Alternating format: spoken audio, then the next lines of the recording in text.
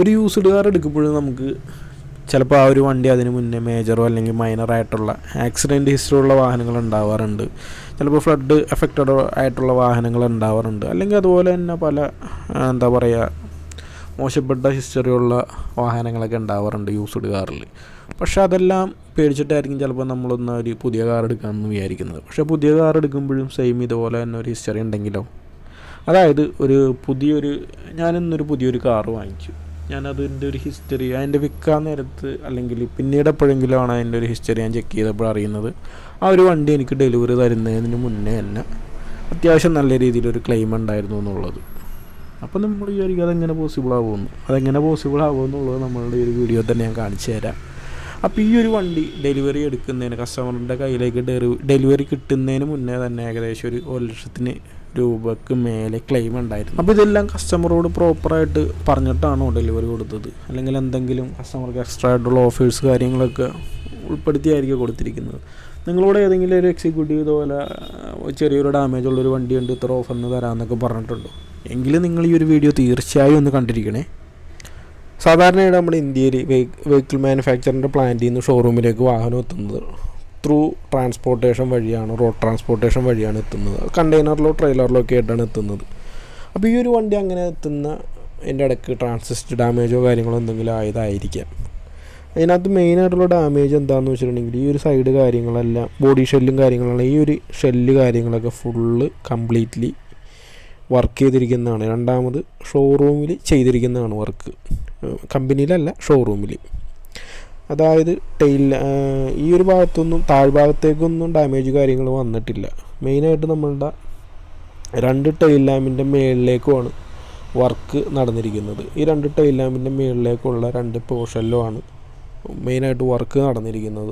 അതായത് റൂഫിൻ്റെ ഏരിയ, അതുപോലെ തന്നെ ഈ ഒരു ഡോർ ഗ്ലാസ്സൊക്കെ റീപ്ലേസ് ഉണ്ടാവും 2018 തന്നെ. ഏത് കാരണം സെയിം ഇയർ ഓഫ് മാനുഫാക്ചറിങ് ഉള്ള ഗ്ലാസ് ആയിരിക്കും ഇട്ടിരിക്കുന്നത്. അപ്പോൾ നമുക്കത് നോക്കിക്കഴിഞ്ഞാൽ അറിയാൻ പറ്റില്ല റീപ്ലേസിങ് ആണെന്നുള്ളത്. Right side fully completely repainted ആണ്.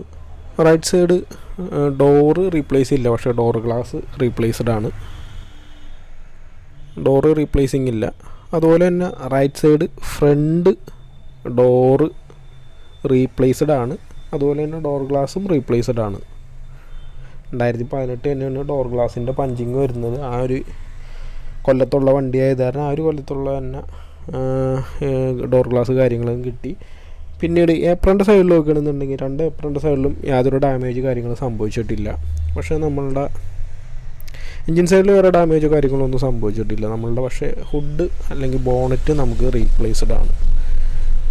അപ്പോൾ ഈ ഒരു ഹുഡ് നമുക്ക് റീപ്ലേസ്ഡ് ആണ്. നമുക്ക് മെയിനായിട്ട് വർക്ക് വന്നിരിക്കുന്നത് വണ്ടിയുടെ റൂഫ്, പില്ലേഴ്സ് ഒക്കെയാണ് നമുക്ക് മെയിനായിട്ട് വർക്ക് വന്നിരിക്കുന്ന ഒരു ഏരിയ. അതായത് വണ്ടി ഡെലിവറി കൊടുക്കുന്നതിന് മുമ്പ് ആ ഒരു ഏരിയയിലൊക്കെയാണ് മെയിനായിട്ട് വർക്ക് വന്നിരിക്കുന്നത്.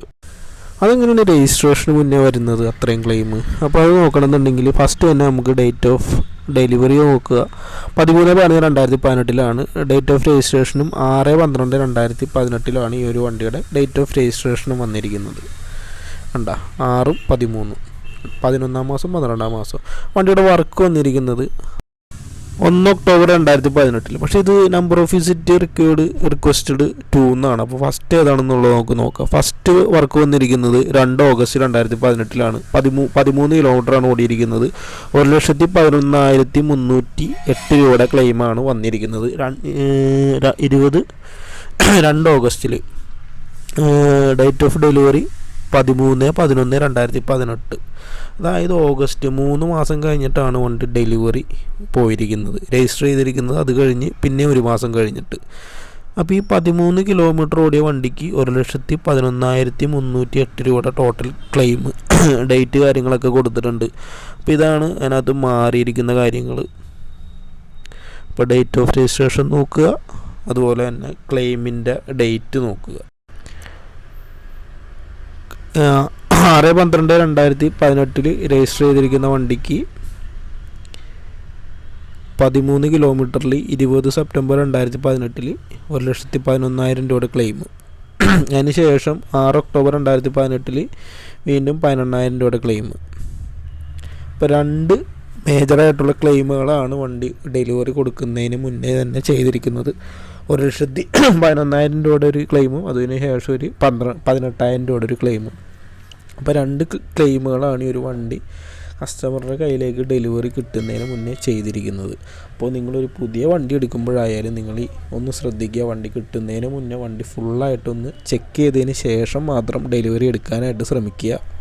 മിക്കവാറും ഒരു 10 ലക്ഷം വണ്ടിയൊക്കെ ഡെലിവറി പോകുന്നതിൽ 1-2 കേസുകളൊക്കെ ആയിരിക്കും ഇങ്ങനെ സംഭവിക്കുക. പക്ഷേ ആ ഒരു 1-2 പേരിൽ ഒരാൾ നമ്മളായിക്കഴിഞ്ഞാൽ ഒരവസ്ഥ ഒന്ന് ചിന്തിച്ച് നോക്കിയ വണ്ടി എപ്പോഴെങ്കിലും നമുക്ക് സെല്ല് ചെയ്യേണ്ട ഒരു ആവശ്യം വരുമ്പോൾ ഇതിൻ്റെ പേരിൽ നല്ല രീതിയിൽ തന്നെ വിലയും കാര്യങ്ങളൊക്കെ കുറയും. അപ്പോൾ വണ്ടി എടുക്കുന്നതിന് മുന്നേ തന്നെ വണ്ടിക്ക് വേറെ ആക്സിഡൻറ്റ് ഹിസ്റ്ററിയോ കാര്യങ്ങളോ ഇല്ല എന്നുള്ളത് ചെക്ക് ചെയ്തിട്ട് എടുക്കുക. പുതിയ കാർ എടുക്കുന്നതിന് മുന്നേയും ചെക്ക് ചെയ്തിട്ട് എടുക്കുക. കാരണം ഒരു അനുഭവം നമ്മളിപ്പോൾ നേരെ നമ്മുടെ കൺമുന്നിൽ തന്നെ കണ്ടില്ലേ.